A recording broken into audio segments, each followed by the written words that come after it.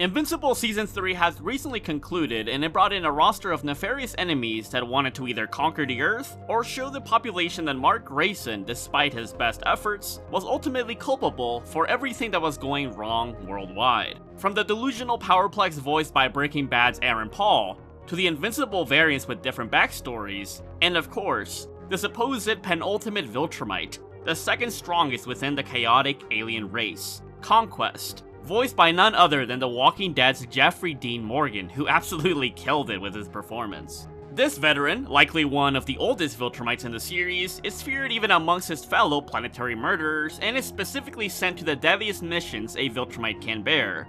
And in this particular encounter with Mark Grayson, he was allowed to fight as he pleased and lay waste to the Earth, which he could have easily done had Mark and Eve's efforts not stopped them. And one of the particular debates circulating around the Invincible community is who would win in a confrontation between Nolan Grayson, Omni-Man, and of course, Conquest.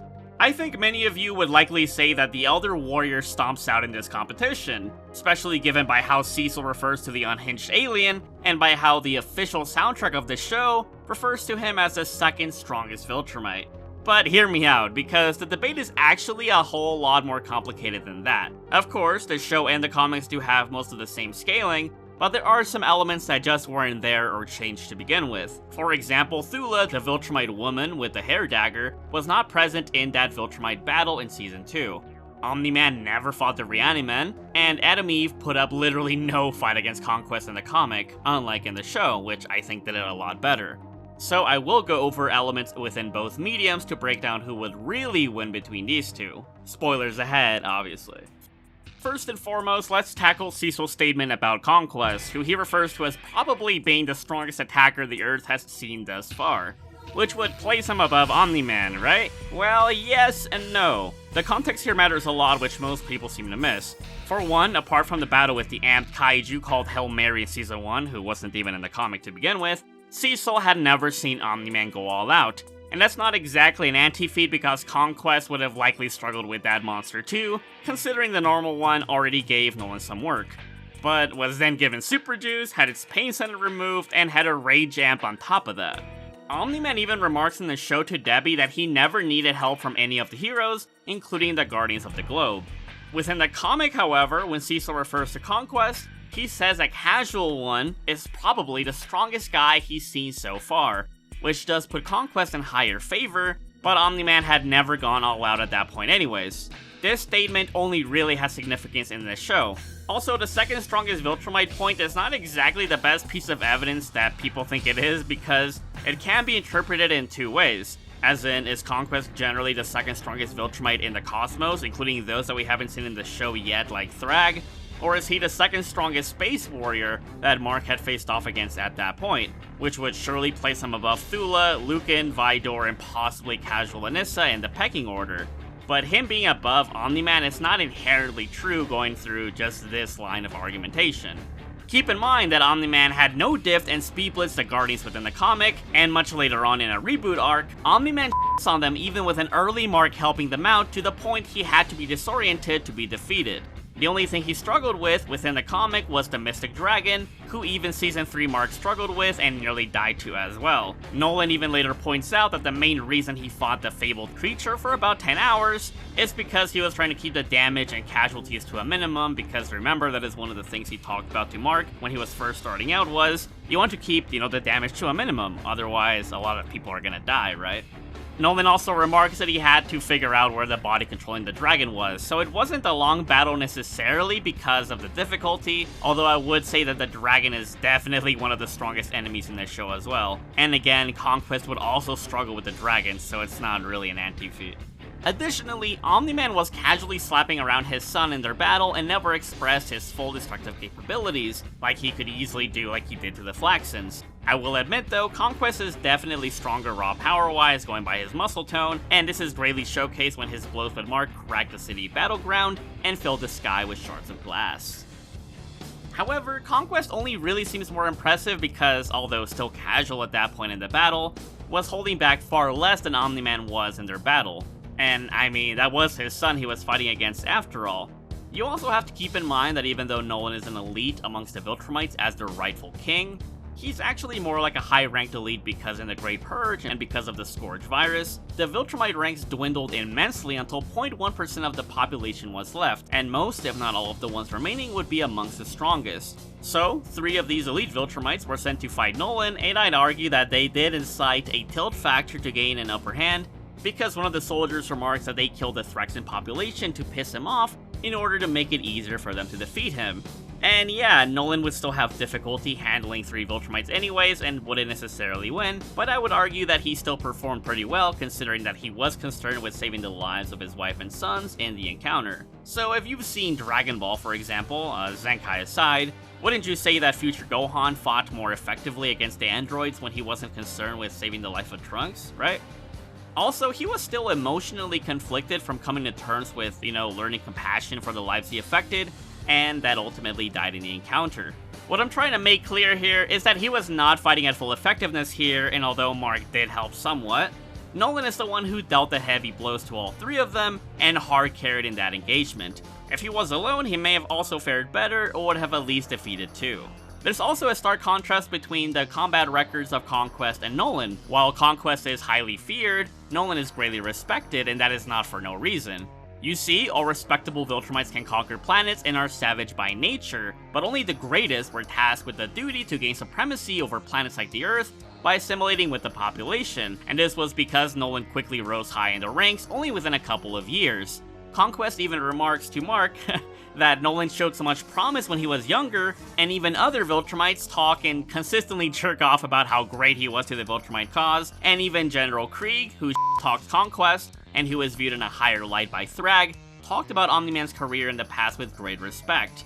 You could argue that Thrag just generally didn't trust Conquest or didn't want him around because of his mentality, despite the Grand Regent's admiration for strength, and he does seem to hold power as the general measure of who is worthy in his eyes. So if he holds General Krieg in high esteem who views Conquest as trash, yet that same general views Omni-Man as a respectable entity, really makes you think about who really is stronger.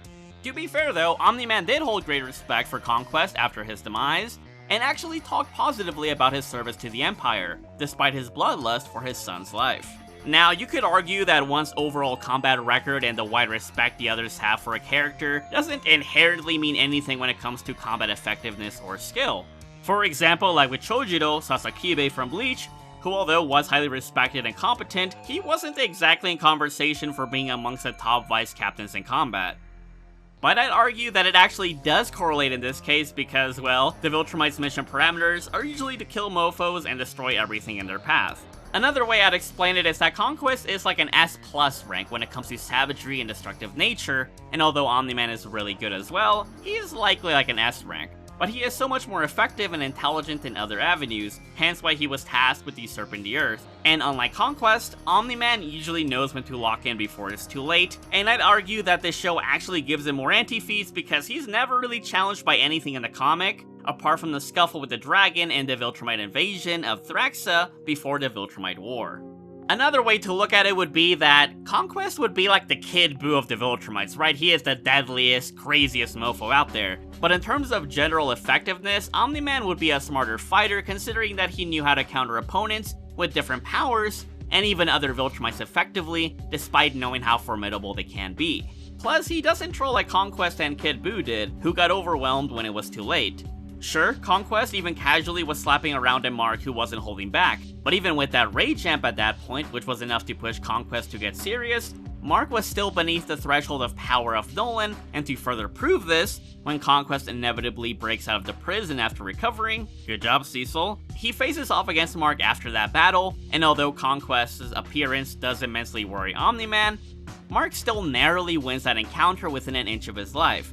Conquest even says to Nolan beforehand that Mark was almost stronger than him, which infers that Conquest thinks that Omni-Man was still stronger than base Season 4 Mark, who would be around if not stronger than his Rage Amp self from Season 3. An encounter that further alludes to this later in the story is when an altercation breaks out between Invincible and Alien the Alien, who had just previously beaten the hell out of Omni-Man, where he basically says that if his father had a low chance of beating him, what chance did he have in the fight to begin with? Maybe you could argue that Conquest scales to Rage Amped Viltrumite War Mark, but so would Omni-Man. and the only real point that we get confirmation that Mark really does fully compare to or surpass Omni-Man straight up is in their arm wrestling match, which happens well after their first engagement with Thrag. A near-death situation in which they would have both gotten some type of power boost given their critical injuries, with Mark likely getting a larger boost than Nolan, and this is because Nolan is more or less at the same level of power for majority of the story until the time skip where he does reach a higher breaking point. Anyways, back to the arm wrestle. Nolan did doubt that Mark could push him, considering that he brought up that in their widely well-known feat of them destroying the planet Viltrum, he had to pull Mark towards him, inferring that he was still faster than his son, even though this event was post-second Conquest fight, aka what I predict would be post-Season 4 Mark at this point. Omni-Man does struggle and is at times even sweating against Mark in the competition, but he only really wins when Mark becomes distracted at Anissa spying on them, who Nolan doesn't even realize was there to begin with. Anissa is indeed faster than Omni-Man, and this is stated in Season 2 as well. So if Mark can keep up with someone faster than his father, whom he struggled to keep up with previously, that would likely mean that Mark only matches or surpasses his father after he fights Conquest a second time, and after he gets another power boost from his near death at the hands of Thrag. The writers even infer that Mark was the one who would have won the arm wrestle as well if it wasn't for Anissa. Mark even admitted after the battle with Conquest that although that warrior was indeed stronger than him, he had no emotions or intense resolve in his fighting, which is the edge that allowed Mark to take over the battle and come out on top. A similar argument could be made for Omni-Man, given that his mentality and control over his emotions changed radically following the end of Season 3. Nolan wouldn't get an adrenaline boost like Mark, of course, but he would still have more to fight for than Conquest, which gives him another advantage. The final nail in the coffin to prove that Omni-Man would defeat Conquest even pre-time skip is that Conquest did no heavy damage on Omni-Man, and if anything, showed that he couldn't fatally wound him easily like how Thrag instantly did to Thetis and other dudes later on in the story, or like how Omni-Man fatally wounded the other Viltrumites in Season 2, implying that there's still a gap that has to be reached, if not surpassed, to be able to do such heavy damage with few strikes. In another example, sure, Immortal could hurt Omni-Man with several series of punches and assistance given enough time, and the Guardians' combined efforts did put him into a mini coma. But could he and the others of his tier deal heavy damage like break a bone or cut off a limb casually? No. In fact, these characters actually have to outright damage their weaker areas, which is why Immortal goes for Nolan's eyes at the end of Season 1, and Nolan is even forced to use a similar maneuver against Thrag's face because of how much more durable he was than him. And what do you know? Conquest was basically forced to headbutt Omni-Man on his nose and did no fatal damage. But he likely could if Nolan just stood there and let him have at it though, obviously. So what this tells me is that sure, obviously Conquest would give pre-time skip Omni-Man a difficult fight and hurt him, but Nolan would likely come out on top with mid to high difficulty, especially due to his superior speed. Okay, so now when it comes to time skip Nolan, which is 5 to 6 years after the first Viltrumite war, he actually gains the respect of Thrag and fights far better than he did against him in their first two encounters, despite those being against a weaker Thrag. This is because the Grand Regent must have gotten some type of power boost following his insanely long and severely crippling battle against Battle Beast, in which case Nolan would probably load a mid-div Conquest at this point, especially because Nolan would easily scale above other pure Viltrumites at this point like Krieg and Anissa, who are likely comparable if not stronger than Conquest anyways, especially considering that they were Thrag's most trusted soldiers. Another greatly overlooked point is that Conquest, although immensely strong, is not fighting at full capacity because he doesn't have one of his real hands. And yes, the mechanical fist was very durable, but it'll never replicate the effectiveness a Viltrumite would have with their organic elements. In whichever case, Omni-Man, having fought menageries of threats and multitudes of different power sets, especially while restricting himself far more than Conquest would in his encounters, would mean that he would have a greater versatility and would very easily figure out that to drop Conquest, he can make that task easier by crippling his combat effectiveness and break his hand off once more. I would like to mention though, a prime pre-virus Conquest would likely defeat Nolan pre-time skip though, and that is because he would still have his arm, and there is some upscaling you could give Conquest due to his insane survival feats. Keep in mind that even while afflicted with a deadly virus that greatly weakened him, he not only managed to fight several Ragnar by himself, who are deadly to even elite Viltrumites, but he also managed to get out of that situation. For comparison, Nolan and Alan, although they could handle several Ragnar for a bit, admitted they were only doing well because the monsters were still groggy from being frozen. So Conquest might really be him going through that route, and it's respectable that despite how much weaker he became following his recovery, he was still very powerful amongst the Viltrumites. But there's still so much more upscaling and arguments for Omni-Man even pre-timeskip that it makes the timeskip Nolan matchup against Conquest somewhat underwhelming. It's actually pretty funny too that even though Thrag mostly talked and looked down upon Nolan throughout most of the story, he did commend him for his speed and precision in battle, which at the very least should put Nolan above Conquest through his own view on the pecking order. So yeah, that's pretty much who I would say would win the battle in either scenario. Omni-Man does take it, and he does have varying levels of difficulty, but he does come out the victor nonetheless. What do you think though? Are you not convinced by this outcome? Please let me know in the comments section down below, and thanks so much for watching. Also, please be sure to check out my homie's channel, Roaring Thunder Pursuit. He's been a great friend for several years, and he's a pretty hard worker, whose efforts were especially showcased in his huge project, that is, his Shadow Mewtwo vs. Infinite animation and breakdown, which I think many of you Pokemon and Sonic fans would greatly appreciate. Thanks so much for watching once again, and peace out.